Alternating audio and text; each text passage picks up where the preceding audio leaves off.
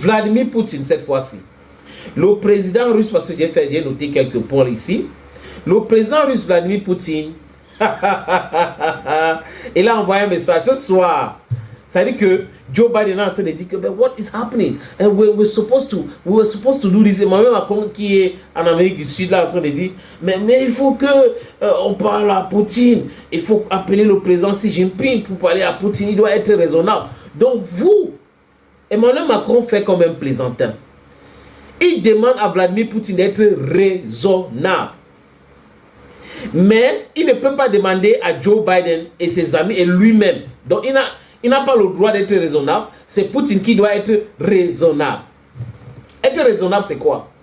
C'est laisser faire, c'est laisser manipuler, c'est laisser piétiner. En 1962, pour ceux qui ont lu un peu d'histoire, il y avait cette crise de missiles à Cuba. Ah oui. Les Russes, ou si vous voulez, l'Union soviétique, avaient installé les missiles dans cette île-là. Le président Kennedy et Khrushchev ont discuté pour mettre un terme à cela parce que là, on risquait une troisième guerre mondiale. Et ils se sont regardés eyebrow to eyebrow, les menaces et tout. Et les Russes ont retiré les missiles là-bas. Imaginez un seul instant que la Russie installe les missiles en Mexique ou au Mexique, près des frontières américaines, ou les Russes installent les missiles au Canada. Imaginez seulement comment les Américains vont réagir. Le bruit qu'ils vont faire. Oh, c'est pour notre sécurité. Oh, pour notre sécurité. Donc les Américains et les Européens peuvent penser leur sécurité, peuvent crier fort pour qu'on respecte leur sécurité et leur souveraineté, mais de l'autre côté, ils peuvent imposer aux autres les menaces. Donc on vous menace, vous devrez laisser parce que nous sommes les démocraties. Donc dans leur petite tête là, la musique c'est nous sommes les démocraties, on peut vous menacer. Non, on sait que vous êtes des gens brutaux. La brutalité vous appelle papa et maman là où vous êtes. C'est Sarkozy qui est du point de vue de l'Africaine que je suis, a dit lors d'une audition au Sénat français que quand on dit que c'est la première fois que la guerre revient en Europe, vraiment c'est étonnant pour lui parce que c'est un mensonge. C'est un mensonge et il dit que le continent le plus brutal, ce n'est pas l'Amérique, ce n'est pas l'Asie, ce n'est pas l'Océanie, ce n'est pas l'Afrique, mais c'est l'Europe. C'est l'Europe. C'est pas moi qui le dis, Sarkozy l'a dit. Il a insisté la télé. Donc vous comprenez les amis, ce que je dis ici là. L'Europe c'est un continent brutal. Et là avec leur tonton américain là, ils peuvent imposer tout à tout le monde et les gens devraient applaudir. Poutine a dit quoi les amis? Il a envoyé un message fort, un message clair. Parce qu'ils sont habitués à dire c'est le bluff. Il fait le bluff. Il est en train de bluffer. Donc quelqu'un est en train de bluffer pour que vous tirez les armes dans son pays et il bluffe toujours. Et vous, on ne peut pas tirer chez vous parce que vous êtes des démocraties, vous êtes des gens bien, vous défendez le droit de l'homme, le droit de ceci, le droit de machins chouettes, les choses à dormir debout les amis. Il a dit ceci qui n'exclut pas de frapper les pays dont les armes sont utilisées par l'Ukraine en Russie. Je peux répéter en Guy. Poutine dit que ceux qui donnent les Storm Shadow aux Ukrainiens, ceux qui donnent les Atacams aux Ukrainiens pour que l'Ukraine frappe le territoire russe doivent savoir que la Russie aussi a la liberté de riposter dans leur pays parce que ce sont leurs armes qui frappent la Russie et ce sont les citoyens de ce pays. Ce sont les citoyens américains qui activent les armes, les missiles là pour frapper le territoire russe. Ils donnent les renseignements et tout cela, ce sont eux qui donnent l'adresse IP et autres. Idem pour le Royaume-Uni avec cette histoire qu'on appelle Storm Shadow. Donc c'est un missile fabriqué par les scientifiques français et britanniques. Donc la France peut être victime demain de frappes russes parce que les Américains et les Français ont autorisé les Ukrainiens à utiliser ces armes-là pour frapper le territoire russe. À la guerre comme à la guerre.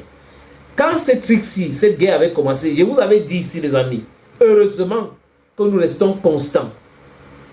Nous ne sommes pas guidés par la haine.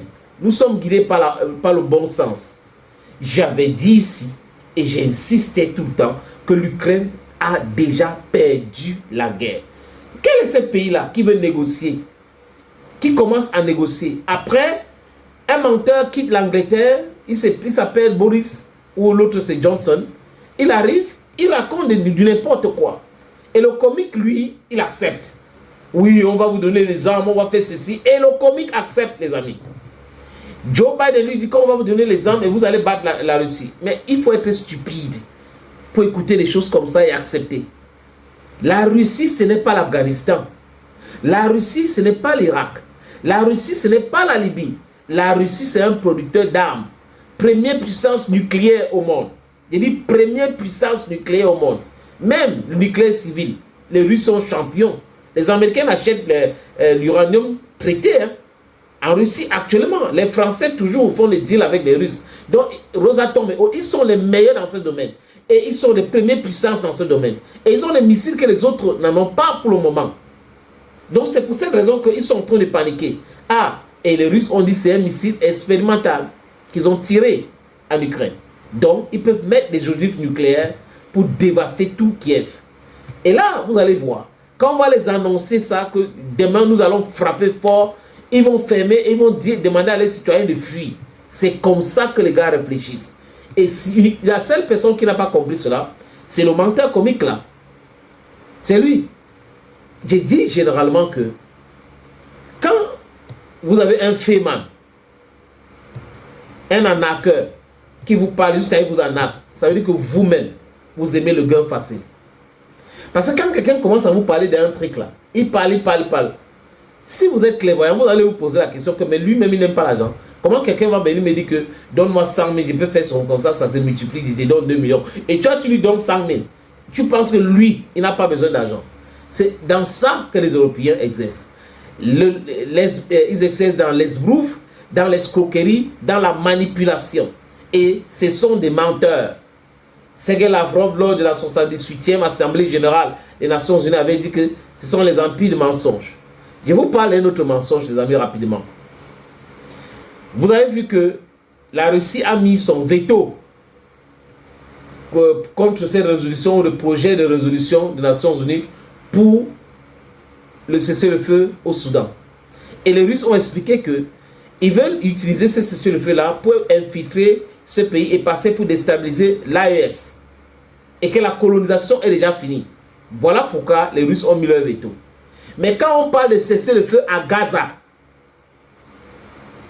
les Américains ont mis leur veto. Est-ce que vous avez vu un seul média européen condamner cela? Mais ils étaient prompts pour faire les papiers, pour dire que la Russie a fait ci, la Russie a fait ça. Non, il faut aller vous aider vous-même. Vous avez des sérieux problèmes. Vous comprenez les amis? Donc Vladimir Poutine a dit qu'il n'exclut pas de frapper les pays dont les armes sont utilisées par l'Ukraine en Russie. That is the message.